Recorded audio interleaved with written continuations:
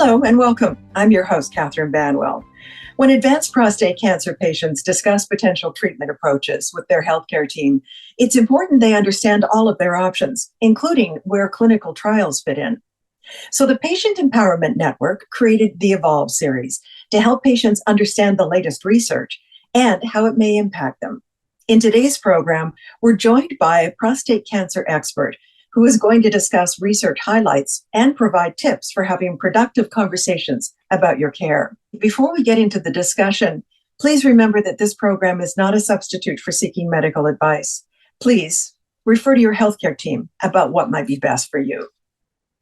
Well, let's meet our guest today. Joining us is Dr. Rana McKay. Dr. McKay, welcome. Would you please introduce yourself?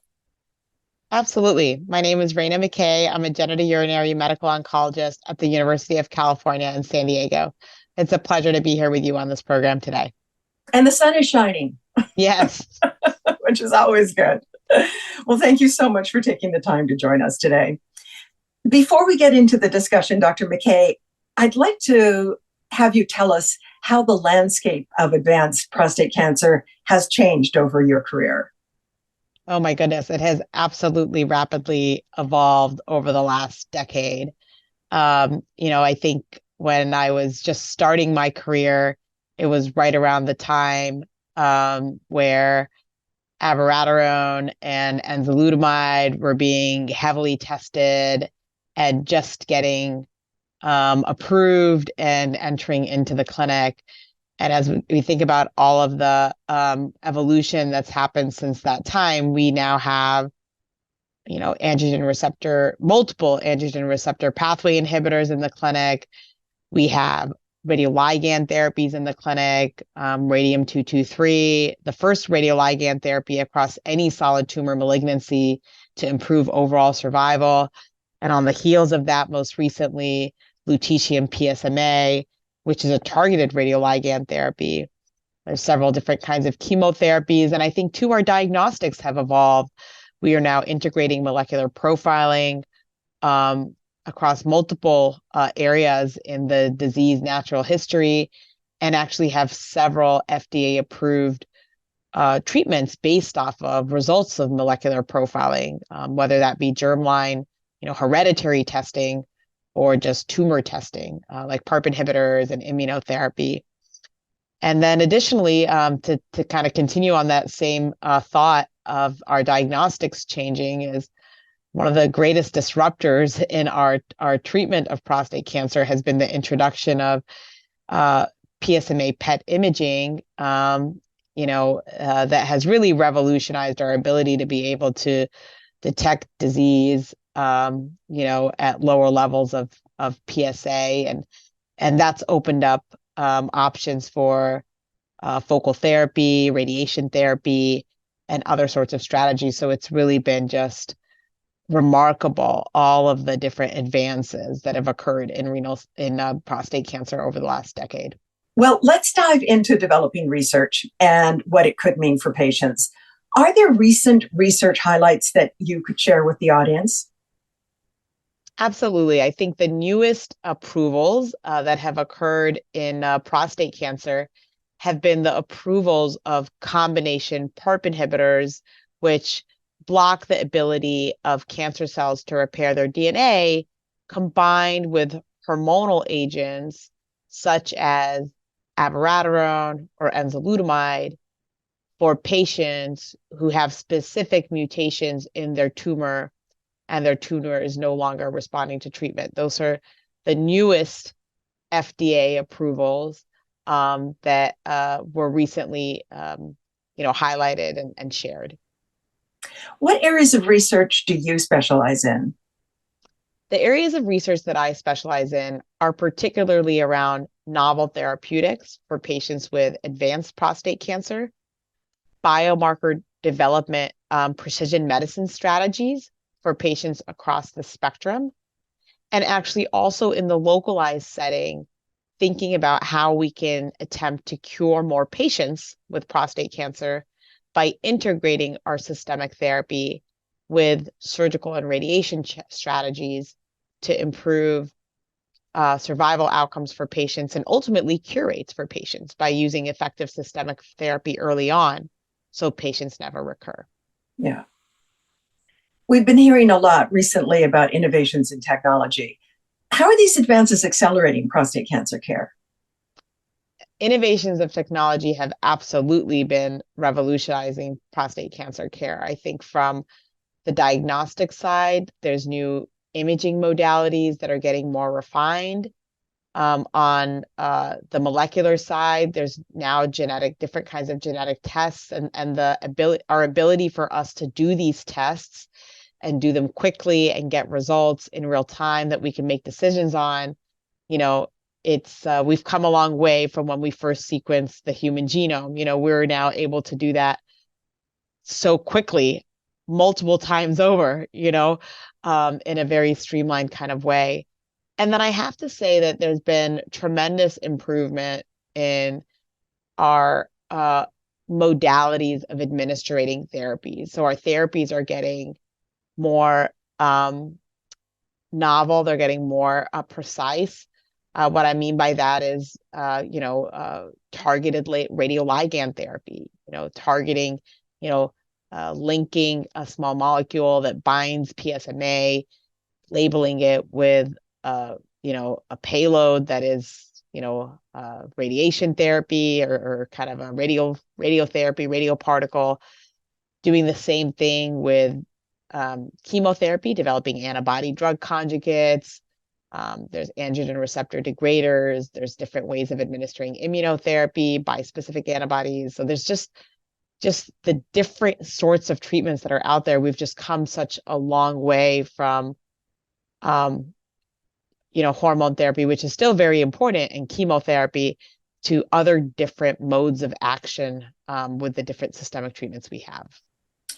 What about individual patients? Is there research into understanding just one person's disease? Absolutely. I mean, that is in essence precision medicine. I think we are now molecularly profiling tumors at it's standard of care for anybody with advanced disease to undergo hereditary tumor profiling and, a hereditary profiling of just normal cells in the body to see if there's any sort of genetic abnormalities, but also the tumor itself, and able to do that off of the actual biopsy specimen or surgical specimen, and also blood. And then based off of that individual's genetic makeup, or the genetic makeup of the tumor or the immune profile of the tumor, actually trying to target therapy. There is a clinical trial that we are eagerly developing through the Alliance, which we hope will open to enrollment before the end of the year, called the PREDICT study. And this study is using that very notion of taking somebody's DNA and RNA from their specific tumor, and based off of the results, strategizing the treatment around what kind of genetic makeup is in the tumor. And I think we're moving towards that. What about common genetic mutations, and what are you learning about people who have other genetic mutations like the BRCA mutation? Yeah, so for patients who have BRCA mutations, first I'll say the prevalence of BRCA mutations varies across the stage of prostate cancer that somebody has. In the localized setting, the prevalence is a lot lower, on the order of 2 to 4%, depending on somebody's risk profile. In the advanced setting, it is higher, 6 to 8%. Patients who have BRCA alterations, are particularly susceptible to PARP inhibitors, which are oral drugs that can be given, that, when given in an individual who's got a BRCA mutation, can cause cell death, can cause a tumor cell to die. And so that's a very good thing. I think the other thing is thinking about the type of BRCA alterations. If there's something that's hereditary, this information is prognostic and predictive, in that it can guide how we think they may do and what they may respond to.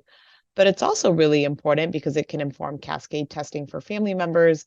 It could also, inform screening for secondary cancers in that individual who has prostate cancer with a known BRCA alteration. So I think there's a lot of, personalization that happens based off of the molecular profiling results. It's it's all so exciting, Dr. McKay, but progress can only be made with patient participation in clinical trials, as we know. So, when should a patient consider participating in a trial? Thank you so much for bringing this point up. I think our clinical research is critically important to advancing the field. Clinical trials, I think, are really, they offer our patients the treatments of tomorrow today, quite honestly. And I think the way trials are designed, they're designed to test different treatment modalities, test in reference to the standard of care. I think at any point in time, anybody can think about enrolling on a clinical trial. I think sometimes there's this false notion that I'm not going to enroll on a trial until, later on, until I've, failed all different kinds of treatments. That's not true. I think at any juncture along the way, where a decision is being made around initiating a systemic therapy or proceeding with a surgical intervention or radiation intervention, it's always worthwhile to stop and ask, are there any clinical trials that I could be eligible for right now? And if so, what are they? So I think it's really important, I think, for patients to know that and to ask of their clinicians that are caring for them, are there any clinical trials? It may be that patients, not to say may need to travel, but if they're not necessarily at that institution where somebody may be receiving their care with the clinician, asking their doctor, well, are there other trials at places close by where I can go and explore? I think that's a really important thing. Yeah, that's good information. What about common misconceptions? What are you hearing from patients about their fears and hesitations about participating in a trial? Yeah, I think a lot of patients have a fear of, I don't want to be a hamster or a guinea pig. I don't want to get placebo. I don't want to, get suboptimal care. So I think to step back, I think the clinical trials are designed where actually patients are followed very, very closely, probably even more closely than I think would be in general, with laboratory tests, PSA testing, imaging at critical time points to assess that any therapy or strategy is working. Many trials are not necessarily placebo-controlled trials. Placebo-controlled trials are really only utilized in the context when somebody may, where the standard of care is to either do nothing or do one drug alone, not two drugs, and then somebody's getting one drug and getting a placebo. So the placebo controlled trials are really, first off, they're later stage studies. They're usually phase 3 studies or large phase 2 studies that have gotten pretty far on the runway of clinical trial and clinical drug development. And it's in the context of, well, if I didn't do the clinical trial, I'm probably not going to do anything, or I'm not going to, if I decided to not do the trial, I would get no treatment. But if I'm doing the trial, there's a 50% chance I'll get no treatment and 50% chance I may get something. So we have to think about, well, what is the standard of care? And the standard of care matters because that is what is being compared to. If the clinical situation is that the standard of care is to monitor, then that's where a placebo may be utilized. But if the standard of care is that somebody should get treatment with X drug, then that X drug would be in the control arm of the study. But not every trial has a placebo. What would you say to someone who is nervous or hesitant about participating in a trial?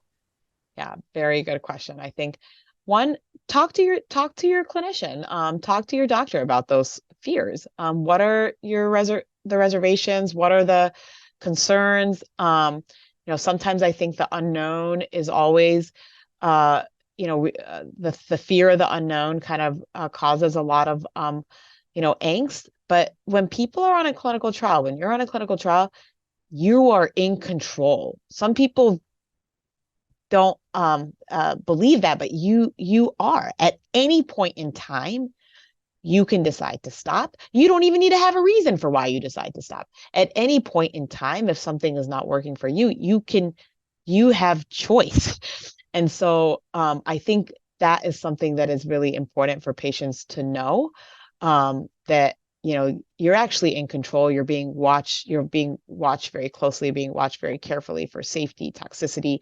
If there's a toxicity, you're not going to just stay getting the same regimen in the exact same way if you're not tolerating it. If something isn't working, you're not going to continue receiving a therapy that's no longer working just because you're on a clinical trial. So, and you're in control. And at any point in time, you can say, I don't want to participate anymore. Are there barriers for accessing trials? And if so, do you have any recommendations for how to tackle those? Yeah, I think there are barriers to accessing trials. I think it can be very overwhelming because there's thousands of clinical trials that are being conducted for people with prostate cancer. And I think as a patient, sometimes it's hard to navigate that. But I think the thing to take home is that you do not have to do it alone, and you should not do it alone, because I think half of the trials that are out there, a large bulk of them, may not necessarily be directly applicable to you or relevant for you. And so I think, talking to your clinician about that, I think seeking care, even if just for a second opinion at an NCI designated cancer center or NCI designated comprehensive cancer center, is probably a good idea. If you're hearing the same message from, your local clinician, then that's great. If there's more options that are being presented to you, that's great. There's some more options that you could, tap into. I think talking to patients who have gone on a trial may also help allay some of the fear around participating in a clinical trial. And there's lots of platforms where that could take place, either asking your physician or American Cancer Society or other societies can help connect patients to one another. Okay, I'm glad you mentioned some of the resources, because that's what I was going to ask you about. Well, I want to mention to our audience that if you want more basic information about prostate cancer, Penn has created a prostate cancer toolkit, which includes information about diagnosis and staging. And you can find it at powerfulpatients.org. So before we move on to understanding current treatment options, Dr. McKay, what are the goals of advanced prostate cancer treatment, and how do they vary by patient? Yeah, I do think the goals can vary. I think in my mind, a lot of times it's making, people live longer, making them feel better. Those are the two salient goals. And if our therapies are not achieving one or either of those two goals, then we need to rethink the strategy. So, but different people are different, and they may weigh the risks and benefits of any given therapy, or the slated benefit with the slated risk through a different lens. And I think it's critically important to ensure that you're having those communications with your doctor about the things that matter to you and the things that are really important to you, especially for people that have advanced prostate cancer. So I think that can help your clinician strategize, okay, is this an individual who wants the kitchen sink, everything that I can do, even if that means more toxicity, that I'm going to offer this thing? Or is this a situation where, unless there's data that the kitchen sink's going to work, I really kind of want to temper things and try a approach that's going to be effective, but maybe not associated with that degree of toxicity. So those kinds of conversations absolutely need to be happening. Yeah. With all the recent advances in treatment, is there a standard approach now to treating someone with advanced disease? And if so, what is it? Yeah, there absolutely is a standard approach. There's guidelines that are based off of the FDA-approved regimens of the different agents that can be utilized. There's data regarding sort of sequencing, though I think there's more data that needs to be had on sequencing. There's guidelines around when to do germline testing, when to do tumor profiling, when to integrate PSMA PET imaging, the standard, hormonal agents, how to use them. So I do think that there's a set framework of appropriate management and treatment, but there's a lot of personalization that is overlaid on top of that rubric, and I think that's the art of medicine. Right. Is there testing to understand if a patient's disease is more aggressive or maybe will respond to a certain type of therapy before you begin it? Yeah, a very good question. And I think predictive biomarkers, as you described them, there are several for men with prostate cancer, but there's not a ton of them. So we know that homologous recombination repair alterations, HRR, gene alterations, particularly BRCA1, 2, PALB2, we know that those are biomarkers of response to PARP inhibitors. We know that patients who have high tumor mutation burden or have mismatch repair, that those are markers of response to immunotherapy. We know that if people have a certain level of PSMA PET avidity on their PET scan, that's a biomarker for receiving lutetium PSMA. Those are the main biomarkers that are actually in use in the clinic to date. But I think there's a lot more that I think are being explored, from mutations in the androgen receptor or amplifications in the androgen receptor being potentially predictors of response to different degraders, different kind of hormonal agents. There's certain tumor suppressor gene mutations that may predict that patients may do a little bit better with chemotherapy. So there's other markers that are being looked at, but they don't have the same robustness as the BRCA1, 2, and other ones that I talked about. Yeah. How does a patient's health and lifestyle impact what treatment approach is right for them? I mean, health and lifestyle, diet and exercise, nutrition, sleep are so important.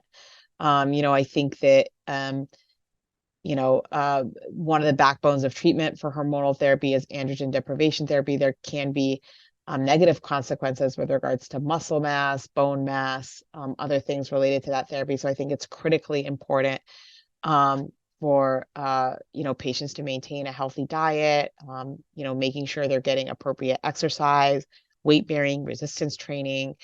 And I think too, this helps people with their functionality, with their ability, their reserve and ability to tolerate treatment or tolerate more aggressive treatment. So half of my clinic is talking about diet and exercise and how to optimize individual health when people are on therapy. Yeah. Mentally, a good diet and Yes. sleep and exercise is going to be helpful. Yes. As well. What about comorbidities? Do they play a role? They absolutely do play a role. I think comorbidities like cardiovascular disease, diabetes absolutely can play a role.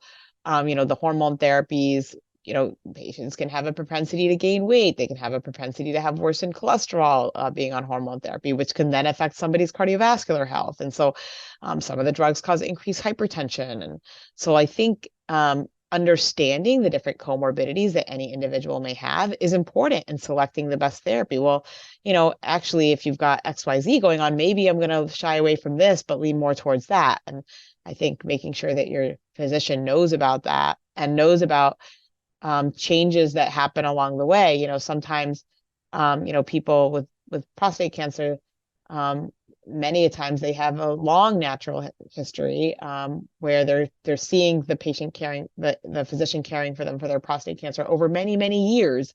And somebody's medical history when they first saw that individual, it's going to change and evolve over time as different things happen. And so I think keeping your clinician that's caring for you for your prostate cancer informed of all the other non-cancer things that are happening, I think is a really good idea. If you have a fracture, that's actually a really important thing for somebody who's got prostate cancer, or gosh, my primary care just started me on metformin because they think my blood sugar is a little bit off. These are important things, I think, for uh, clinicians to know about. Yeah. It's all about communication, isn't it? Absolutely. Yeah. You don't worry about oversharing. Yeah. Yeah. Speaking of sharing, shared Hmm. decision making, it has become the gold standard really for encouraging a successful relationship between a patient and their healthcare team. What does shared decision mean to you as a provider? Yeah, I think shared decision is an open dialogue. I think it's an open dialogue with the physician, with um, the patient, sometimes, oftentimes, the patient's caregivers and families and loved ones may be involved in that process where we're talking about, first off, establishing the goals. Well, what are the goals? And I think when we start with the goals, then we can say, okay, well, what are the things that we can do to achieve those goals? And I think sometimes we just dive right into, well, what are we going to do? What's the next step? So I think establishing what the goals of therapy are, the things that matter to any individual patient are, and their family is important. And then from there, working on, okay, well, aligning with those goals, these are the different things that you could do. These are the pros and cons of the different things that you could do, and making an informed decision about the next step. Mm-hmm. What questions should a patient ask about potential treatment options? One, what are the different treatment options? Sometimes I think, those that statement doesn't get said enough. What are the standard of care options? What are the clinical trial options? Ask, are there radiation therapy, surgical options? That may be a relevant question for some individuals not. Um, you know, being very open, like, okay, I'm hesitant about chemo. Let me explore that. Well, where does that hesitancy stem from? What's the fear about chemo? What are there chemotherapy sparing options right now? Or how can we kind of dispel the fear or myth around chemotherapy? So I think these are the, questions that I think a patient can ask. How is the therapy administered? Where do I go? However do I receive it? Different therapies are given and have different modes of administration. I think those are good questions. Who do I call if something happens to me on the weekend or on a holiday? Who do I reach out to? What are the phone numbers? Give me all the phone numbers, get them in my phone, save them in there so you know who to reach out to if you ever need something, ever need assistance. Yeah, that's really good advice. Why should a patient consider finding a prostate cancer specialist? I think a patient should consider finding a prostate cancer specialist because, quite honestly, the field of oncology is getting to be so expansive. And there's so many changes in guidelines on a monthly basis sometimes across all the different malignancies.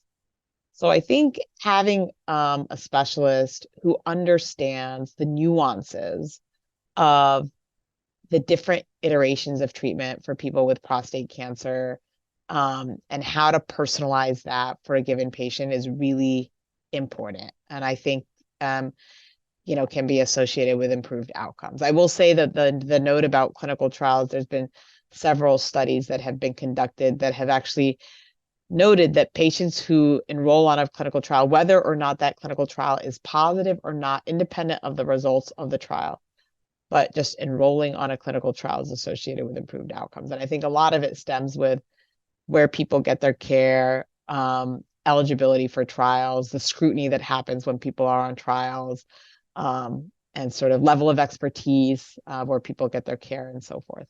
Yeah. Thank you for sharing all of this information, Dr. McKay. It's really vital. As we close, what final thoughts would you like to leave our audience with? Why are you hopeful? I am very hopeful because of all of the amazing technologies that are in the pike right now, currently in development, some early on, some close to the finish line, that I think are certainly going to change the way that we view and treat prostate cancer. I think it's exciting to see where the field has come and where the field is going, and know that you are not in this alone. And there's a lot of progress that is being made and a lot of hope that is out there for individuals who have prostate cancer. Well, Dr. McKay, thank you so much for taking the time to join us today. We really appreciate it. Wonderful. It's my pleasure. And thank you to all of our collaborators. To learn more about prostate cancer and to access tools to help you become a proactive patient, visit powerfulpatients.org. I'm Catherine Banwell. Thanks for being with us.